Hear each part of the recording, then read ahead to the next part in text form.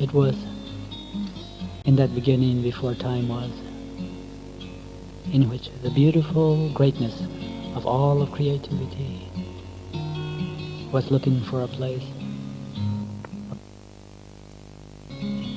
In the timelessness of all the forevers. And it was in this moment, before time was, there they were, all of the potentialities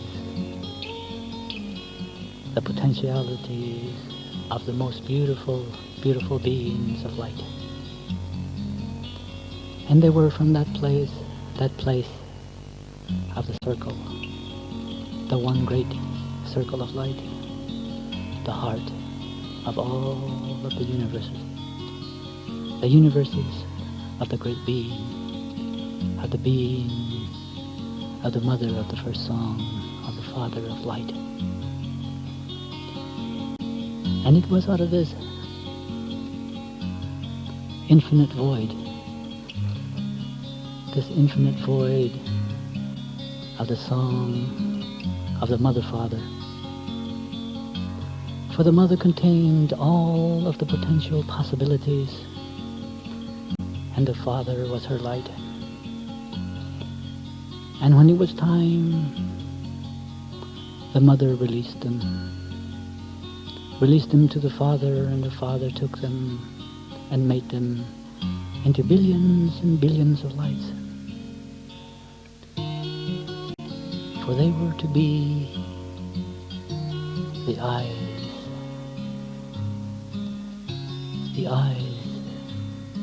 of the great circle. And so it was at a time they came to become. And as they descended out of the moment of the pure void of the mother's heart, they came. First one, and then twos, and then threes, and then fours, and then so many, many lights out of this dark, beautiful clarity. They came down into the vastness of the self, where they would find their home, where they would come to play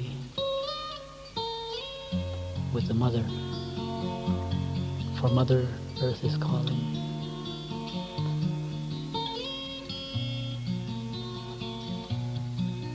And the father was there and began to teach them of the ways of the potential possibilities inside of the continuum of timelessness. And so it was that from that very, very first beginning, time now could walk.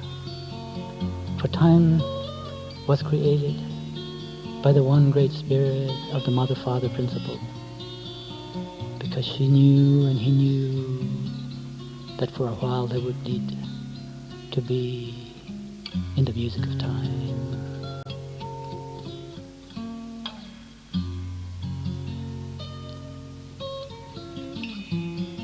And time became the action of doing. And they said, and they understood that work was worship. And they were given beautiful forms, and some were two-legged, and some were four-legged, and some were the winged, and some were the beings that would crawl on the earth or would swim in the seas and in the oceans and in the rivers. For out of that potentiality of that very, very first song came all of the multitudes into the timelessness of the moment. And because they would have to live in the moment, they were given faces. They were given beautiful faces that they might be able to enter into those moments. For inside of those moments, they would know that Mother Earth was calling.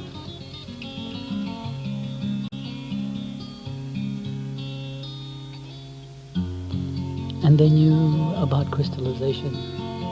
They knew that in that crystallized light they would find the beauty of the one great star that created the very, very first beginning of their relationship to the Father-Mother, to the great being of the great spirit of all creations.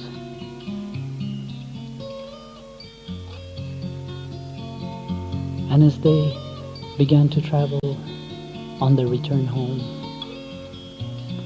they understood the mysticism. They understood that from that very, very first cloud that was before time was the mystery. And that the mystery was the force that would carry them back home. Mother Earth was calling. And on the journey, as they took the different paths of light, they saw the beauty of a flowering forever. They became to know that they were the songs of many songs and of many traditions and of many places and forms and many eternities. For they understood that they were music made for time, for this time, for all times.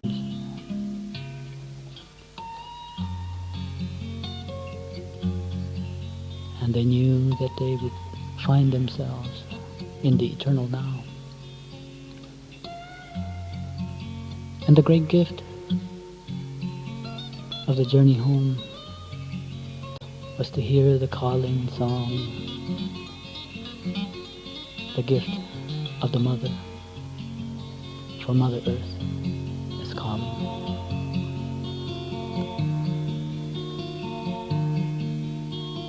And through all of the sunlight days and the moonlit nights, they would dream themselves into the capacity of visionaries. For they came from the great circle of the very, very first great circle, the circle that gave them capacity to see. And they knew that only through their visions and their dreams would they live. For they knew they were eternal beings. They were the beings of all eternity. And they knew that they came from love.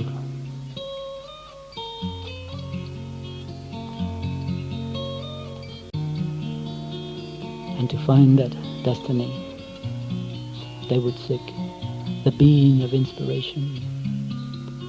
For they knew they had come out of inspiration, and only through inspiration could they find their way home.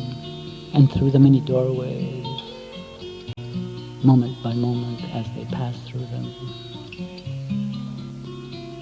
And so they knew the new was truth.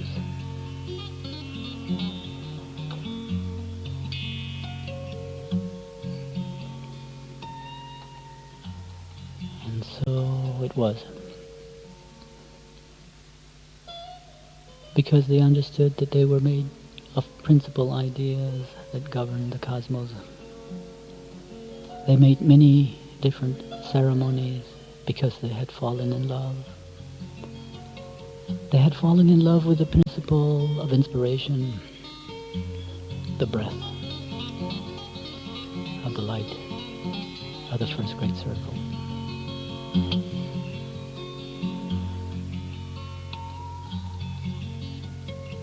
And out of this nighttime into the daytime, they walked.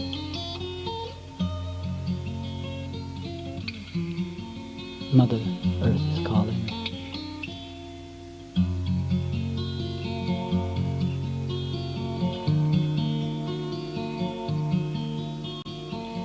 Today they no longer look back. They know their way. For they were made of ideas. They were made of song. They were made of light. They know that they came from the most beautiful one, the Mother Father. And they also know that the Mother Father walks with them. And sometimes the Mother Father sleeps with them, dreams with them, talks with them.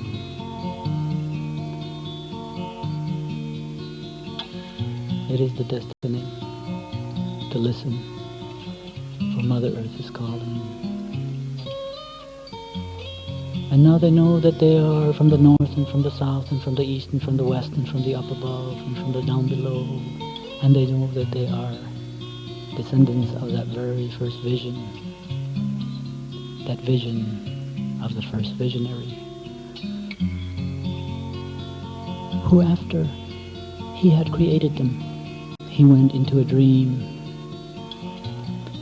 And today he lies there as the first mother, as the first father. And he lays there and he dreams.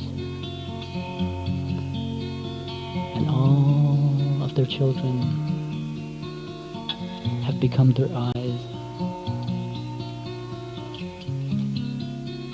And the children see for the one first dreamers. And so it is from the very, very first song that contained the total potentiality. Today it lives. It lives in the ocean. It lives in the highest mountain or in the smallest one. It is in the smile of little children or at the moment of birth of a little baby child. This potentiality lives among the rock people, among the grasses, among the land, and in the hearts of all of the essence of the first beautiful dream that created the first vision. And they know that there is no other place but the eternal now. And that song is playing them awake. The dream of the very first dream. Mother Earth is calling. And so it is that the people are the vibration of the first dream.